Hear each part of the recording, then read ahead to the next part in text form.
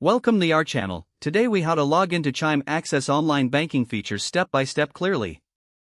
Open your preferred web browser. Type in the URL, chime.com. Press the enter key to navigate to the Chime homepage. On the homepage, look for the login button or link. Click on the login button. You will be directed to the login page. Enter your email address in the designated field. Below the email field, type in your password. Make sure both entries are correct to avoid any login issues. If you want to stay logged in on this device, check the Remember Me box. Once all information is entered, click the Login button. You will be taken to your Chime account dashboard. If you encounter any issues, look for the Forgot Password link. Click on Forgot Password to reset your password if needed. Follow the instructions sent to your email to reset your password. After successfully logging in, explore the various online banking features available.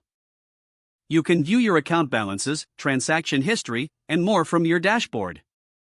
Remember to log out when you are finished, especially on public or shared devices.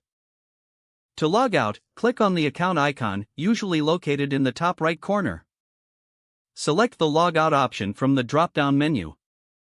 If the page does not load, refresh the browser or try again in a private or incognito window. Make sure you are using the correct email address, then retype it carefully to avoid small typos. If your password is not accepted, use the reset option and create a new strong password you can remember. Check your spam folder for verification or security emails, then complete any requested confirmation steps. Enable two-factor authentication if available to improve account security and reduce unauthorized access risk. After signing in, review your profile details so your contact information and settings are accurate and current. If you see an error message, note it down and try again after restarting your device and internet connection. Log out when you finish, especially on shared devices, to keep your account and payment information secure.